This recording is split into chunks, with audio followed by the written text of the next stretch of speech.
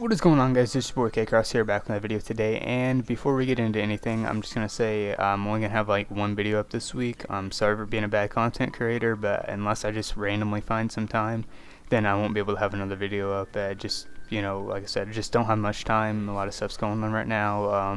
The usual excuses. But without any more screwballing around, I guess what I want to say is. Today I have a topic that is very interesting to me and something that I've been wanting to discuss for a long time, but I just haven't really had a opportunity to due to, a lot of just things going on that I felt were more priorities to talk about, I guess, at the time. And just, like I said, short time schedules here lately. So anyway, without screwballing around anymore, I'm going to go ahead and start getting into it, which is the whole change in media.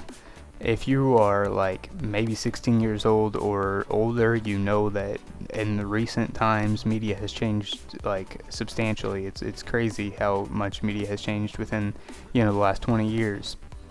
If you look back in like the 1800s and 1700s, it's not uncommon for people to just be illiterate and not even know how to read, or write. So many people's stories and like life life experiences are just gone. Like they never could record them, they never could write them down, tell their stories, I guess, to someone that could write them down. And it's just unfortunate, you know what I mean, like that so many people's stories and things like that are gone, like they just never got to share them. And it's just crazy to think about that from a standpoint of where we are today. If you look at today, everybody has Twitter, everybody has YouTube. Like, we can record our experiences and our stories and talk about them on a platform like this, and they'll never go anywhere. Like they're here to stay. It's just crazy to think that one day in like an e-text book in the future, like 100 years in the future, people will be looking back at YouTube videos and tweets. That'll be like the things that are in the history books, right? Because now it's like everybody has their own everybody's a journalist, basically. Everybody's a storyteller, an author, and everybody can share their stories and experiences online without basically any like loops to jump through, right? Like anybody can do what I'm doing. Anybody can write a tweet. There's only so much that goes into it. You just need an email, pretty much. And that's the crazy thing to think about. Like at one point in time, it was like Victor's only wrote the stories, right? Victor's told the tale. And now it's like if something were to happen, like per se a battle like the Battle of Bunker Hill or something, like how many stories there would be told about it. Like there would be so many different perspectives. Like you can look back in history, like in 40 whatever, when the Led Zeppelin thing happened, there was a video of that happening, yeah, but there wasn't a video of people reacting to it. There wasn't a video of people, like the general mass of people, like saying, oh shit, that balloon's gonna go down.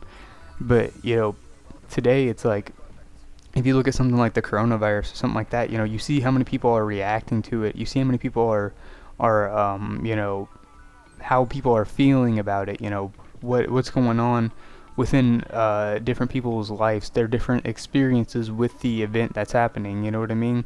And that's just the difference between now and then. Like, it's crazy to think that in 100 years, my great grandkids could be looking back on this video and looking into a glimpse of the year 2021 and just thinking like, oh my god, like he's living through a pandemic right now, and he's like still so positive and stuff like that. Like, they could be seeing the emotions that I have during these times, like, hard times, good times, bad times. It doesn't matter the times. They could be looking into the significance of, each day. Like, I mean, it's crazy to think about, you know what I mean? Like, it's something that I've theorized on for a long time. Not really, I don't really know. Theorize sounds like too smart, but what I would basically been doing is thinking like, man, what is the future going to be like for these people? Like, what's the future going to be like for these kids that have all these resources to look back in time to, and so much false information is out there. Like, what are they going to do? How hard it's going to be to cheat on tests. Like, imagine watching a YouTube video from this time period where I'm telling you like,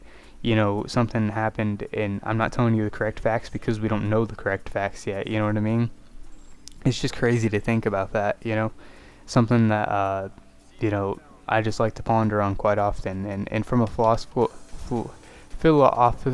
I don't know how to say the word, philosophical, there's the word, standpoint, you know, what do we get rid of and what do we keep as far as media goes? Like, are all these YouTube videos going to be here forever? Like, eventually they're going to have to start wiping, insignificant videos that, have no meaning. Like, this video would probably end up being wiped because there's just not enough room. There's just too much information, right?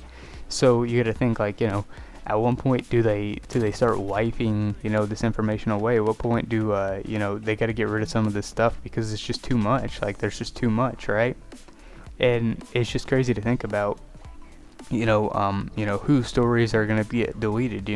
What do we deem as a significant video, right? Like, do we have a voting system on it? Is it just videos that are educational, or like videos that are revolutionary, stuff like that? What do we get rid of? What do we keep? What do we do with what? You know what I mean? That's just kind of something that I like to ponder on and think about. And like, it's kind of crazy to think about, whenever you think that, like, one day you'll see like a tweet in a history book, or like memes will have some sort of significance. Like, right now it's all a joke to us. We're kind of joking about how one day, like, this stuff will be history, and how one day you'll see a tweet in a history book. But, like, it's not bad to joke about it. It keeps morale high, and that's important. I think joking about things like that is important.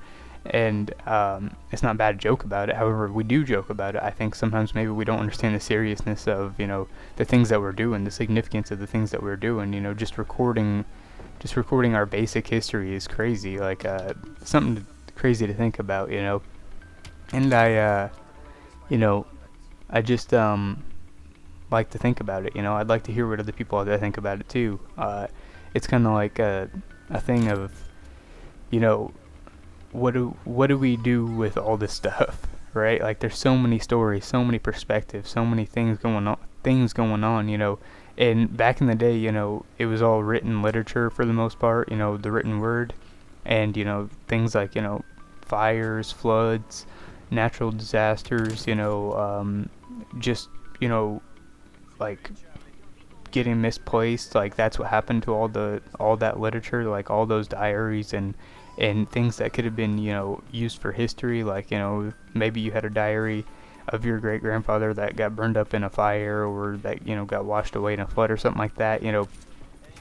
All that stuff, like, so it kind of like whittles down how much of it we have left, and how much of the literature and stuff like that we can look back on from the time. But we see how much we have now, and there's really no way of losing it. Then, like, you got to think about that. Like, what do we do with all this stuff? Like, what do we do with all this information? What do we do with all these tweets and all these videos and stuff like that? Like, it's almost in abundance to this point, you know what I mean? So it's kind of crazy to think about, like, the fact that we have all this stuff. So it creates a problem, and it also creates a promise, because you can look back into history and see people, see their reactions, feel their feelings, listen to them speak on the problems that they are having in their time. It's kind of surreal, but at the same time, what do we keep and what do we get rid of? There's gonna be too much. It's something that's a good question to think about. You know what I mean? And I think it's something that I like to. I really wanted to talk about it because of it. I really feel like there's a lot of theories in it, and I feel like there's a lot of ways to look at it. And I would like, I know I haven't been very interactive here lately with anybody, but I would like to hear any opinions that anybody does have on this matter, if they are, like, watching this. I don't even check my views anymore. I don't even know if anybody watches me anymore. But basically, I would like to hear what people think about this. It's something that it interests me very much so.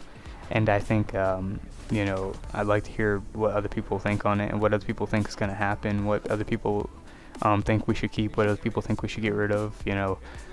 If something's of historical significance, is that what registers it as important to keep? Or is it like a thing where your family has like a limit on things that it can save, stuff like that. So I don't know, that's just what I've been thinking about. I'll see you guys later. Let me know what you guys think. Peace out.